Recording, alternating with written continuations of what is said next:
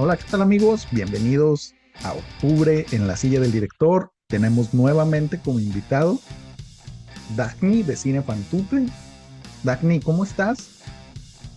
Cuéntanos, amigo, ¿cómo te ha tratado Octubre Tenebroso? Muy bien, Israel, muchas gracias nuevamente por la invitación. Como siempre, un placer estar aquí y perfecto, muy bien, como siempre es una buena oportunidad de ver, de conocer y revisitar películas del género de terror que pues realmente uno nunca necesita excusas, pero bueno, esta es la perfecta. Sí, Entonces, sí. feliz. Fíjate que yo siento que Octubre hay dos moods para las personas, ¿no? O ves películas de terror o ves Gilmore Girls, que está así muy otoñal el asunto. O sea, esos son como que los dos moods que yo encuentro en Octubre. Entonces, ya saben que somos Team Terror. Entonces, el día de hoy les traemos un Aunque no hay episodio. nada Sí, malo pero con Team Gilmore Girls. no, yo soy súper fan, la verdad, y de hecho quiero hablar próximamente porque hace poco la vi de nuevo, las 7 temporadas, o sea, las 6 y el revival, y me quedé con muchas ganas de hablar, pero pues se nos atravesó el verano y todos los blockbusters, ¿no? Pero sí, Team Luke Danes, entonces después hablamos de Gilmore Girls. Pero bueno, este episodio, Dagny, va a ser un poco diferente. De hecho, el tema lo sugeriste tú, me pareció extraordinario. Y vamos a hablar un poco sobre cómo han cambiado las, las historias de terror a lo largo de los años en el cine, cómo se contaban antes, cómo se cuentan ahora, con sus respectivos baches históricos también. Ahí mencionaremos algo. Y pues, ¿qué opinión nos merecen estos cambios, ¿no? Y qué esperamos sobre el futuro próximo en el cine de terror. Dagny, te doy la palabra para que nos cuentes más o menos cómo inicia o cómo es este cine de terror de antaño, llamémoslo así. Este cine de terror 70, 60, que tanto nos gusta y del que ya hemos hablado en varias ocasiones aquí en la silla del director. Sí, no, y de hecho desde antes, porque pues el cine de terror, el género de terror es tan antiguo como el cine, básicamente. Claro. Eh, de hecho, yo siempre he pensado que el género de terror es como un género intrínsecamente cinematográfico, porque permite eh, mostrar en pantallas cosas que realmente no pueden suceder más allá de la ficción.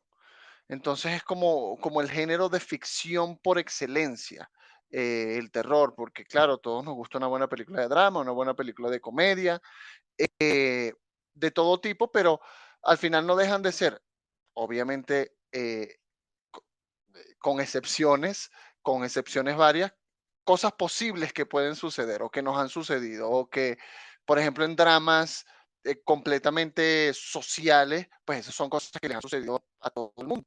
En cambio, el terror, pues, a menos que ya estemos hablando de otros temas, de que a alguien le apareció un fantasma o algo así, pero realmente son pocos probables, es muy poco probable que te encuentres con Drácula por ahí. Entonces, todo empieza desde allá, con, por ejemplo, la Universal, con estos Ujú. monstruos míticos, Drácula, con el hombre invisible, con el hombre lobo. Frankenstein, sí. Antes el Frankenstein, el terror era como un poco más primario, ¿no? Tenía que Ujú. tener un monstruo que diera miedo, del maquillaje, la cuestión, era completamente distinto como lo conocemos ahora. Y por ende, desde que el cine empezó, con también excepciones, sobre todo excepciones europeas y asiáticas, eh, no se le daba mucho crédito artístico y cinematográfico al cine. Y eso es algo que que siempre ha pasado alrededor del tiempo. De hecho, o sea, desde los años 20, 30, 40, 50, de hecho, en los 40, 50, 60, que ya las películas de terror empezaron a ser sobre B, Sí, ¿no? Que se hacían People, otras películas que realmente mostraban antes de la película principal. O sea, ya, que era sí. que antes de la atracción principal mostraban una película de muy bajo presupuesto con, con monstruos, con cuestiones, con el monstruo de la laguna, todo este tipo de terror. Que así inició como tal el terror en el cine, Ujú. Sí, tal realmente. cual. O sea, de una manera muy que en este punto no. En este punto uno lo ve y puede, o sea, obviamente no te va a causar miedo, porque también yo siempre he, he dicho y he recomendado mucho a las personas cuando les recomiendo una película vieja, que uno tiene que ponerse en el tiempo. Uno no puede Claro. ver una película del 30, del 40, del 50 con ojos del 2023, porque es que no la vas a disfrutar, Ujú. no te vas a Sí, permitir disfrutarla. No sé si te pasa eso, o sea, que cambias como tal la visión o te cambias el chip cuando ves una película de esa época. sí, tal cual, ¿no? O sea, lo vemos, por ejemplo, que es algo que quiero retomar próximamente, el tema de, por ejemplo, Nosferatu, ¿no? Esta película de Drácula, entre comillas, icónica, que nos trae uno de los primeros monstruos que después serían de los icónicos de Universal y demás. Em, pues realmente, o sea, la manera en que era mostrado las cosas que hacían y todo, obviamente por las limitaciones del tiempo, pues no te permiten a nosotros disfrutarlo tal vez como si hubiéramos estado en ese momento histórico, ¿no? Sin embargo, bueno, no que no nos permita disfrutarlo, no nos permite asustarnos como si estuviéramos en ese tiempo y es la primera vez que ves algo así en pantalla, ¿no? Sobre todo con todas las leyendas que había antes y las limitaciones también geográficas y demás. Pero eso no evita que, como bien dices, si lo vemos, si nos ponemos en los zapatos de ese punto histórico, que puedas disfrutar la manera en la que cuentan la historia, las actuaciones, entendiendo el contexto, ¿no? Y es algo que debemos hacer no solo en las películas de terror, obviamente, sino en todas, ¿no? Porque en épocas recientes hemos visto que, por ejemplo, algunas películas de Disney que las quieren cancelar porque hacían referencias a la esclavitud. Entonces, no es como que el cancelar las películas vaya a desaparecer ese momento histórico, ¿no? Sino simplemente le estás negando el punto en la historia. Y lo mismo sucedió, por ejemplo, sin hablar de temas de terror, con Lo que el viento se llevó, que cuando la pusieron en la plataforma de streaming, pusieron un aviso al inicio, ¿no? De que esta película fue filmada en tal, bla, bla, bla, bajo este contexto, véanla. Entonces, como que digo, bueno, pues eso se me hace todavía más respetable que quitar escenas, eliminar personajes o de plano Que eliminar, censurarla. Sí, sí, es censurarla. totalmente, yo estoy totalmente de acuerdo con eso, que es poner un aviso. Ey, o sea, Ándale. esta película probablemente contenga, eh, tenga contenido que no estés de acuerdo con tus morales y con las cuestiones que ahora uno eh, desarrolló con el tiempo. O sea, porque si estamos hablando de una película del 30, estamos hablando de una película de hace casi 100 años, ¿no? Si estamos Exacto, hablando de una sí. película de los 40, son películas que tienen 90 años ya, hechas de los 30, de los 30, 40, tienen 80, 80 y pico, casi 90 años, entonces son, son periodos que más bien tenemos la suerte de que el siglo XX quedó muy bien eh, como tal documentado en la Ujú. historia del cine. Claro. Tenemos Sí, esa suerte, entonces si empezamos a censurarlo, está ya, no es lo indicado realmente. no es tal Porque cual. entonces no se tienen las conversaciones incómodas que se tienen que tener también. Sí, sí, definitivamente. Y fíjate que, o sea, hablando de eso y saqué el tema de Nosferatu porque precisamente viene un remake o bueno, no sé si realmente va a ser remake o como reinterpretación o cómo se vaya a tomar, ¿no? Que, híjole, pues ahorita por la huelga que existe en Estados Unidos, no sé cuándo se retome, pero en teoría debería de salir el próximo año. Por uno, yo creo que de los, no sé si decir de los consentidos o de estas nuevas caras dentro del cine de terror, que es este Robert Eggers, ¿no? Quien nos trajo La Bruja, El Faro y El Hombre del Norte. Entonces, viene Nosferatu, una de las, yo creo, de estas películas tan icónicas y tan representativas dentro del cine de terror que yo creo que es muy difícil imaginar un remake, ¿no? Que digo, ya hubo uno en los 70, si no me equivoco, pero en nuestro Sí, tiempo, por ver el Herzog.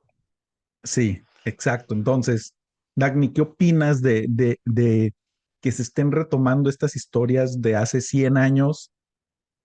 Y no sé si se vaya a hacer una versión actualizada o simplemente se vaya a volver a contar la misma historia. No sé, ¿qué opinas de, de este punto histórico en donde ya estamos empezando a hacer remakes de películas pasadas? Pues yo creo que realmente cualquier remake puede ser una obra valiosa también. Por ejemplo, si es un remake directo de Nosferatu, de la original, que si no me equivoco es de los años 20, ¿no? Eh, pues habría mucho que sacarle, porque recordemos que en esa época esas películas eran también muy cortas, había mucha censura, no se mostraba ciertas cosas, que y limitaciones también, porque el cine era un tipo de arte muy nuevo, ¿verdad? Entonces, yo creo que un cineasta tan interesante como lo es Robert Eggers, yo creo que puede darle una versión digna y que puede ser hasta mejor, así como sucedió en los 80 con Cara Cortada, que no hay que olvidar que es un remake. Y Sí. para muchos es mejor que la original. ¿Por qué? Porque pudo hacer cosas y experimentar, tener una mejor em, factura, todo esto que tenemos ese clasicazo que es el Cara Cortada, que es directamente un remake. Yo creo que si se hace bien, que si se le aprovechan los temas que, que tocan las películas y se les desarrolla de una mejor manera, una ¿Mm? película que, por ejemplo, que el Nosferatu, que puede tener ya casi 100 años, pues puede revalorizarse a las visiones actuales con las posibilidades actuales. Creo que es bastante interesante y que se debería darle una oportunidad de verdad a la película, seriamente viéndolo así, porque también hay que recordar que, como estamos hablando de la evolución del, del cine de terror, hubo un tiempo que pareció que a las películas de terror les desconectaron el cerebro, ¿no? O sea, como que, Sí. o sea, simplemente no había nada que contar, sino eh, matanza, algo de gore, que Ujú, algo ujú. que te diera miedo por darte miedo, ¿no? Que no había una Sí, idea detrás. sí. Eh, ahora bien, en este nuevo revival, ¿por qué está funcionando? Porque es que las películas te están contando una historia, están contando el terror, muchas veces desde el duelo, desde la enfermedad, desde la psiquiatría, desde puntos de vista mucho más interesantes, desde que salió las películas de terror. Por ejemplo, los europeos hicieron hasta críticas, por ejemplo, el doctor Caligari, el Ujú. gabinete del doctor Caligari, que era una crítica al Estado alemán y que tuvieron que cambiar el, el final y todo porque era hasta censurable para el mismo Estado. Ah, Entonces, una película inteligente. Después pasamos a estas películas de Universal un poco más simplemente el imaginario de estos monstruos épicos de la literatura, a Ujú. luego pasar al cine de terror ser un cine completamente marginal. Y desde ahí es que yo creo que empezó la desconexión cerebral del cine de terror a las ideas reales. Claro, Simplemente sí. era un entretenimiento básico, ¿verdad? Hasta que llegan películas rompedoras e inteligentes, como por ejemplo el bebé de Rosemary, Ujú. finales de los 60, 68, y luego viene la que ya tuvimos un episodio de esa película, que es El Exorcista, que como Ujú. que se posiciona no nada más como una de las mejores películas de terror, que para muchos es la mejor, sino como de las mejores películas de la historia. Es decir, una película de terror también puede entrar en ese caché que es decir, las mejores películas de la historia. No, sí, Luego de ahí hubo, sí, perdón. ¿sí? Con- Te digo, como que Tranquilo. yo creo que, como bien dices, ¿no? A finales de los 60 con el bebé de Rosemary empieza, siento yo, como a resurgir, pero también, obviamente, de la mano, creo yo, por lo menos en el cine hollywoodense, de Hitchcock, que si bien creo yo que tal vez sus películas, más que de terror, pudieran ser consideradas de suspenso, eh, o sea, iba subiendo la apuesta, ¿no? De calidad en la puesta en pantalla, calidad en cómo contar las historias, calidad en actuaciones, todo eso, o sea, como que se iba subiendo poco a poco el nivel hasta que llega a finales de los 60 con el bebé de Rosemary y luego entramos, pues no sé si lo pudiéramos llamar como una época dorada dentro del cine de terror, que son los 70 con El Exorcista y luego tenemos también, no hay que olvidar, La Profecía, eh, De Tiburón, Owning, que es claro. otro tipo de terror, Alien, o sea, empezamos a ver, o sea, sí, empezamos a ser bombardeados por películas de terror de buena calidad que a día de hoy son consideradas, siguen siendo consideradas como películas muy, muy buenas, ¿no? Y muy referenciales dentro del imaginario colectivo de lo que pudiéramos llamar como cine de terror. Sí, entonces, perdón que te interrumpiera, Dagny, continúa con tu idea, lo que venías diciendo. No, no, para nada. De hecho, estuvo muy bien porque iba a pasar de largo todo eso y era muy importante dar esa salvedad de esa década de los 60 con Psicosis, y hasta Tiburón, que como tal reúne todo esto, que es lo que yo le llamo, o yo no le llamo, de hecho yo lo vi de un gran cineasta e historiador que se llama Mark Ujú. Cousins, que él tiene una serie documental de 15 episodios que, si no lo han visto, es una clase magistral de cine. Son Ok, 15 horas de historia del cine, que se llama La historia del cine, una odisea. ok. Se los recomiendo. Y él, al principio, en el prólogo del documental, él habla de lo que es el cine, y él dice como que el cine no es el show business, no es el Ujú. glamour, no es nada de eso. Y él lo define únicamente como que el cine son ideas. Ok. Eso es todo. De esa manera él lo define. Y me pareció muy, muy, muy poderoso, porque es cierto, hay películas que parecieran que no tienen una idea detrás de ellas, sino que Ujú. tienen intenciones únicamente. Entonces, ¿qué Claro, sí. sucedió? ¿Qué sucede? Si tú haces películas con nada más intención, que es la intención de asustar, Ujú. que es la intención de hacerte llorar, que es la intención de Claro. hacerte reír, no tienes una idea detrás que haga una buena película, un buen guión. Entonces, ¿qué sucede? Yo siento que después de todas estas películas que manejaban buenas ideas, ¿verdad? Hubo otra gran desconexión, y que Sí, se dio con el nacimiento del slasher, sí. que muy bien el slasher tiene muy buenos ejemplos de película, ¿verdad? pero que si tú te pones a ver realmente hay nada, en la mayoría de ellas hay una intención únicamente, que es la de asustarte y no Claro. de realmente contar nada más allá de eso. Entonces, salen, pero un montón de películas de los 80, los 90 y los 2000 que otra vez hubo otra desconexión cerebral. Y por eso es que tanta gente de nuestras generaciones creció pensando que el cine de terror es malo, que el cine de Claro, sí, sí, terror no sí. tiene nada, que no, a mí no me asusta, claro que no te asusta, claro que no te gusta, yo te entiendo. Si te ofrecen puras cosas malas eh, y obviamente tú no tienes la curiosidad de ir un poco más allá, es muy fácil que tú digas, pues es que el cine de terror no tiene absolutamente nada. Hasta, Claro. hasta lo que estamos nombrando como el revival de el cine del terror.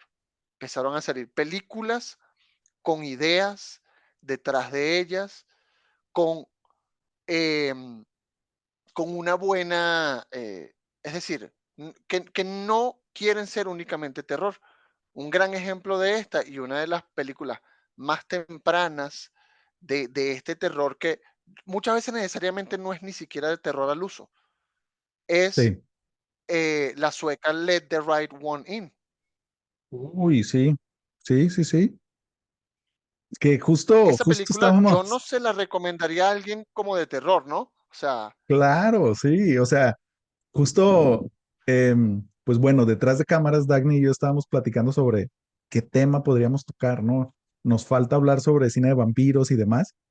Y yo le dije, si hablamos de cine de vampiros, quiero hablar de esta película porque me parece una película muy, muy bien hecha, pero como tú dices, o sea, si tú lo ves bajo los ojos de, de esperar el jumpscare o que la musiquita esa vaya subiendo de nivel, no, o sea, sino que es, yo lo veo como que un terror más interno, ¿no? O sea, Let the Right One In o Déjame entrar, porque hay que recordar, tenemos la versión americana y la versión sueca. Y hay una gran diferencia, a pesar de que no es remake, sino es una reinterpretación del mismo libro, las maneras de contar, o sea, la manera en que cada uno lo cuenta es muy diferente, ¿no? Y sí, en el cine hollywoodense tenemos, déjame entrar, con uno que otro jumpscare, con ciertas temáticas que si bien están en el libro, son más enfocadas obviamente al público norteamericano, a diferencia de la sueca, que sin un presupuesto tan elevado, obviamente, como Hollywood nos puede dar, siento yo que nos cuenta una historia más entrañable y que te puede llegar a pegar más a niveles emocionales, ¿no? Porque no voy a dar spoilers por si después hablamos de esto, pero ahí, o sea, y justo en ese punto, qué bien que mencionas eso porque veníamos dentro de todos los slashers y todo esto de algo que se hizo muy famoso, que es como que esta nueva ola de cine francés de terror súper extremo, como Mártires, Alta Tensión, El Interior, cosas así que realmente, como bien lo dices tú, ¿no? O sea, la intención es, vamos a ver qué tan extremos nos podemos poner. Sí, y ya después vemos qué nos inventamos de historia, ¿no? Hostal también, que claro, es de hecho esta creo combinación de que ahí tortura. con el extremismo francés, de que eso Ujú, empieza, yo creo que a finales de los 90, ¿no? Y 2000, eh, de hecho era lo más interesante que se estaba haciendo en el mundo de terror. Bueno, y el cine asiático también, que esa época ellos pudieron también como que aprovechar la falta de buen cine de terror de la gran industria que es la estadounidense. Entonces salieron estas dos que son un poco más pequeñas ujú, y que cobijaban estos cineastas independientes como el extremismo francés y el cine asiático de terror, que ese sí era un poco más cerebral que el mismo sí, terror francés, que era un poco más chocante, que buscaba ser más chocante, pero igual que tiene obras bastante destacables. Em, pero de ahí yo creo que los estadounidenses vieron también a otros sitios como Europa y como Asia para darse cuenta, no, tenemos que, como dice, como decimos coloquialmente, tenemos que ponernos las pilas, ¿no? Porque si no, o sea, la hegemonía de nosotros se pierde. E hicieron, por ejemplo, el aro de Uy, sí, de estadounidense de Verbinski, Gore ¿no? Verbinski es buena. O sea, realmente esa Sí, película es buena. De hecho, a mí, no sé si tú opinas lo mismo, pero a mí me parece mucho mejor la estadounidense que la original, sí, realmente. sí, sí, Me sí, sí, tal parece cual. un ejemplo de un buen remake que aprovecha lo que muchas veces cuando tú tienes bajos presupuestos, cuando tienes, este, cuando estás limitado, sucede que se nota la idea que tienes, se nota las intenciones artísticas que tienes, pero otra persona con más dinero, pues puede entonces desarrollarlo mejor, que fue en Claro, este caso lo que sucedió con lo que hicieron los estadounidenses con, con con el el aro. aro. Y yo creo que a partir de allí empezó como que a otra vez tener un empuje, entender que sí se podía hacer un cine de terror eh, más inteligente, hasta que ya llegamos a estos exponentes que, por ejemplo, los apadrina A24 o Sí, Blumhouse, que es poco más de terror como tal esta productora, y por ende, como se dedica mucho más al terror, también tiene todo tipo de obra que muchas veces no es muy buena, pero sí, también se le rescata mucho. Y con claro, esto hablamos por ejemplo, de A24, Ari Aster, Robert sí. Eggers, Robert Eggers, em, el Babadook fue una película que no es de A24, ella creo que es neozelandesa, ¿no? Esa película. sí, Y ajá, esa fue una película que recuerdo que cuando salió me pareció muy interesante, porque ujú, esa película, más que el terror, lo que interesa mucho más es el subtexto de la película. Esa película claro, maneja siempre un subtexto muy inteligente que es la culpa y ese tipo de la depresión, si no mal sí, recuerdo. La vi cuando salió y no la he vuelto a ver. Y de hecho la he recomendado y me han ajá. insultado por eso, por recomendarla, porque tuve el error de recomendarla como una película de terror al uso. Y cuando Claro, lo que a mí me fascinó fue el subtexto, no el terror, entonces olvidé mencionar eso. O sea, yo hablé de ella como claro, una película muy inteligente, pero la gente igual estaba esperando asustarse como una película de terror. Entonces, no, o sea, perdón, olvidé mencionar que, que no se trata del terror. Y eso es lo que va más importante. Las películas no se están tratando del terror, se están tratando de las personas, de lo que sucede, más no tanto el terror. No, por ejemplo, claro. Hereditary, una película muy profunda, Sí, y de hecho, que o sea, toca yo temas creo que y que también logra asustarte, pero es muy profunda. sí, sí, tal cual. Y fíjate que, o sea, ahorita que mencionas eso, haciendo perdón, retrospectiva al cine, yo creo que no hay un cine que nos diga más cómo está como que el mood general que el cine de terror, ¿no? Porque nos cuenta en teoría los miedos de las personas en ese punto histórico. Pasamos de miedo de monstruos al inicio del cine de terror a de repente cosas bélicas en los 40 y luego ahí un poquito el bajón y luego cosas un poquito más medio sobrenaturales, que es lo que pudiéramos decir finales de los 60, principios de los 70, y luego cuando se empiezan a popularizar, mal utilizada la palabra, asesinos seriales, llegamos al cine de slashers, donde pues es una persona matando gente porque, pues, porque quiere matar gente, ¿no?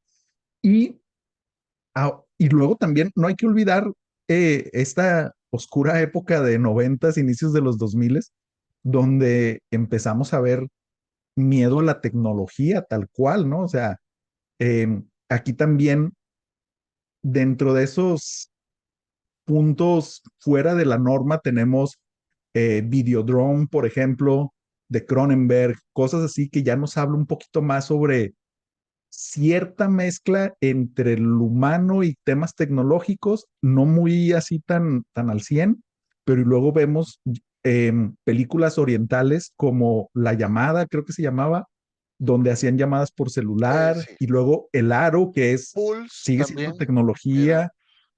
Ajá, o sea, y hoy en día, y que es algo que empieza, yo creo, justo cuando empieza a decaer un poquito el hype del extremismo francés, es, son miedos más personales, ¿no? O sea, ya es, nuevamente tocamos este tema del hombre contra sí mismo.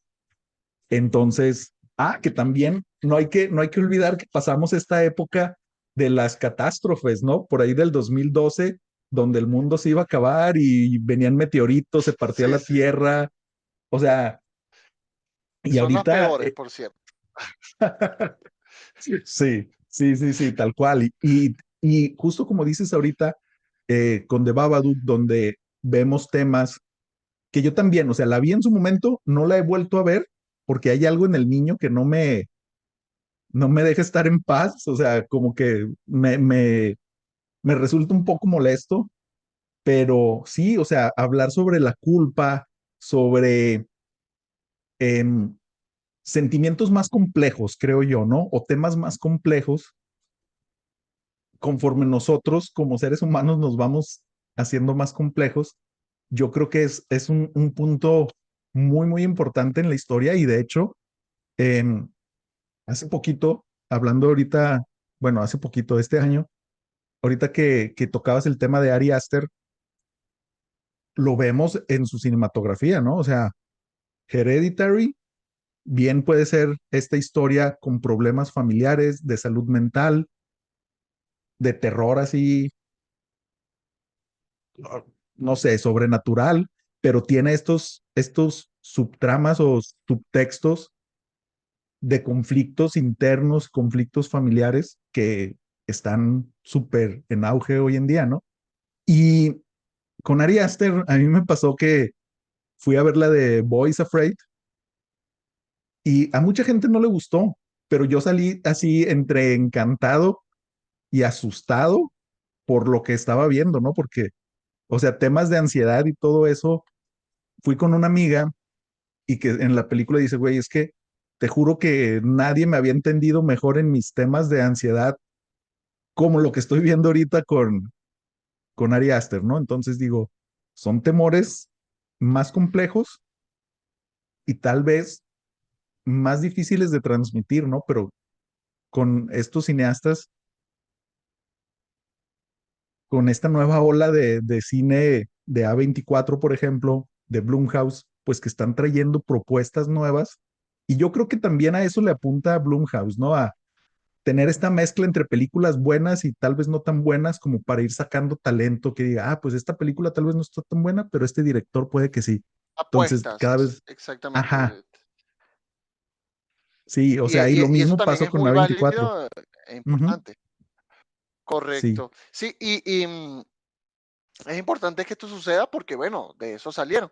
Y yo creo que realmente, eh, para finalizar un poco, este revival está sucediendo porque estamos teniendo cineastas que se están tomando en serio el género de terror.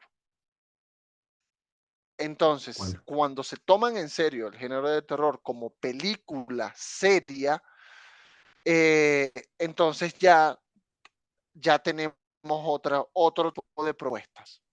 No es nada más intencionado. Yo hago una película de terror porque quiero que la gente únicamente se asuste y no pase absolutamente nada más. Yo creo que esta gente dice, ¿sabes qué? El cine de terror, mediante el cine de terror puedo contar muchas historias que la gente puede sentirse identificado, que la gente puede verse en ella y que yo puedo hacer catarsis como cineasta, por ejemplo. Y salen estas películas interesantes de estos últimos tiempos. Sí, sí, no, completamente de acuerdo, ¿no? Y fíjate que quería preguntarte, tú como una persona más instruida en el mundo del cine que nosotros, ¿qué, o sea, qué directores o qué propuestas nuevas en el cine de terror nos recomendarías que tuviéramos como así en revisadas, ¿no? Que digas, el camino que está tomando Juanito Pérez puede ser interesante, ¿no? ¿Hay alguien en particular Pues fuera de Ari Aster y Robert Eggers que tú nos puedas decir, lo que están haciendo por aquí puede resultar algo chido"? algo interesante. Pues yo creería que estos cineastas que son europeos, no recuerdo el nombre, pero que hicieron la película que se llama Mommy, Mamá. También Ah, hicieron sí, una película, también hicieron una película ya en Estados Unidos que se llamó The Lodge, que si no me ok, equivoco es de ellos también. Si me estoy equivocando, me escriben y me avisan, pero me parecen sumamente interesantes y que creo que ellos también con esta nueva oleada pueden estar haciendo cosas interesantes en el futuro. sí, sí, completamente de acuerdo. Y sí,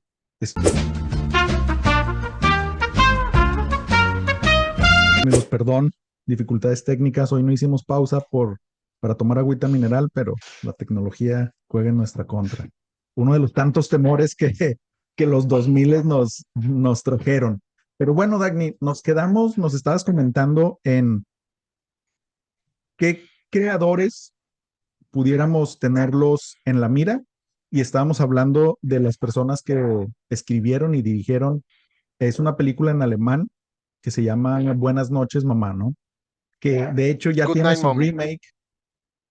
su remake que está en Amazon Prime.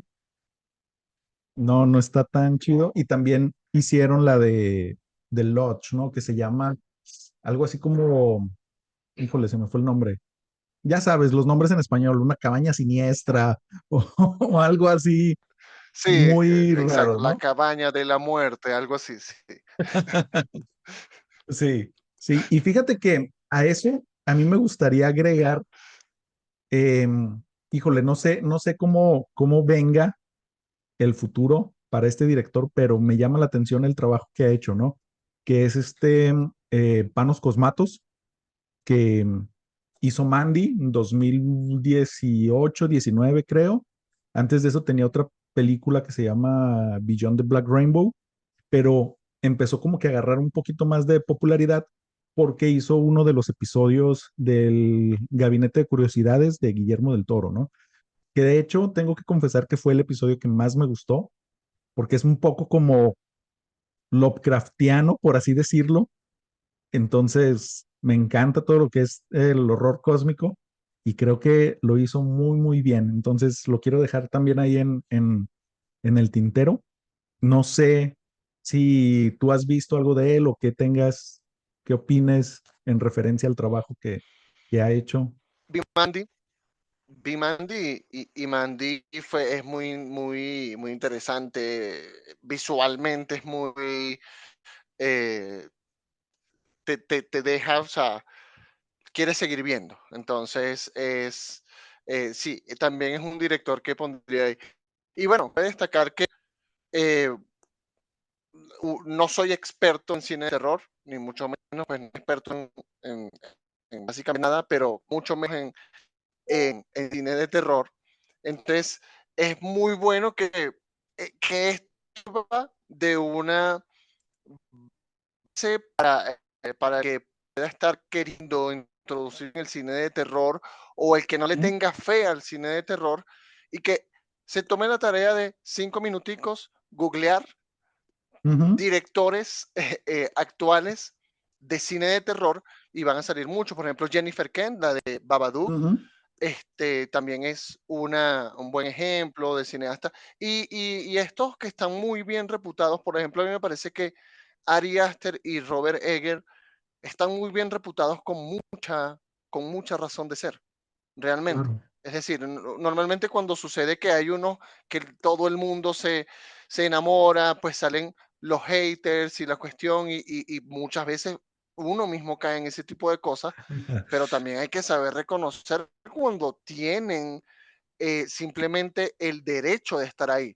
Por ejemplo, Hereditary es, Uh, o sea, yo creo que es la mejor película de terror de, de la década pasada, por lo menos, sí, de los 2010, ¿no? sí, sí, Fácilmente es la sí. mejor película de terror de esa década y cuidado, sino de los últimos 20, 30 años, que obviamente pueden estar en desacuerdo, está muy bien, pero para mi punto de vista, por muchas razones, pues creería que es una de las mejores películas de terror que se han filmado en los últimos años.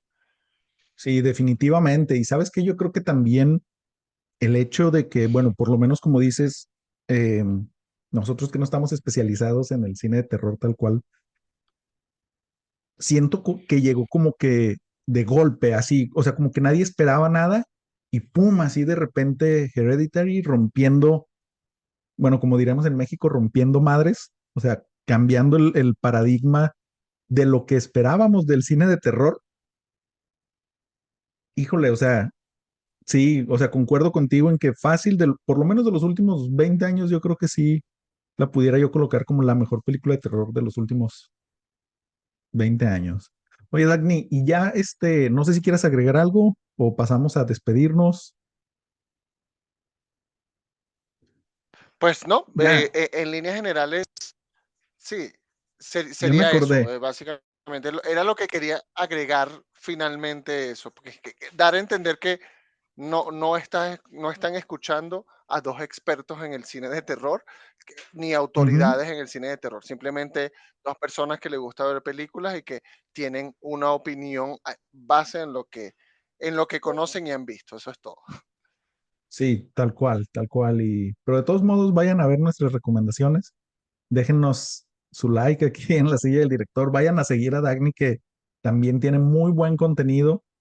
No se ha animado a hacer el podcast. Yo creo que sabe y tiene la experiencia suficiente para hacerlo, porque realmente una de las razones por las cuales creo yo que estamos aquí hablando, hemos entablado esta amistad es precisamente porque a mí me llamó mucho la atención el contenido de tu Instagram, ¿no? Que no es como que del cine más convencional, llamémoslo así, de lo más mainstream, pero siempre tiene muy buenas recomendaciones. Entonces, vayan a seguirlo. La verdad, Dagny, muchas gracias por acompañarnos. Eh, sabes que te aprecio mucho, respeto mucho tu opinión como autoridad que eres y esperamos verte más seguido por aquí en la silla del director. Y para mí un placer, cada vez que me invitas, pues obviamente voy a hacer lo imposible para estar. Claro que sí, muchísimas gracias. Y sí, por favor, pásense a las redes sociales, Cinefantute, y siempre en estos momentos estoy tratando de subir semanalmente siquiera una recomendación. El pasado, hace poco, subí de interesante de cine checoslovaco, de la nueva ola de cine Ujú. checoslovaco en los años 60, que siempre trato de subir allí cosas que posiblemente no consigas fácilmente en otras páginas que recomiendan, entonces eso es lo que normalmente trato de hacer. Sí, sí, y súper buenas recomendaciones, ¿eh? O sea, ahorita pueden decir de que el cine checoslovaco, que hay cosas interesantes de cada recomendación que hace Dagny, entonces pasen a verlo, déjenle su like, déjenle saber que van enviados después de ver este episodio en la silla del director. Y Dagny, muchas gracias, nos seguimos viendo por aquí en otro episodio en la silla del director. Hasta luego, amigos.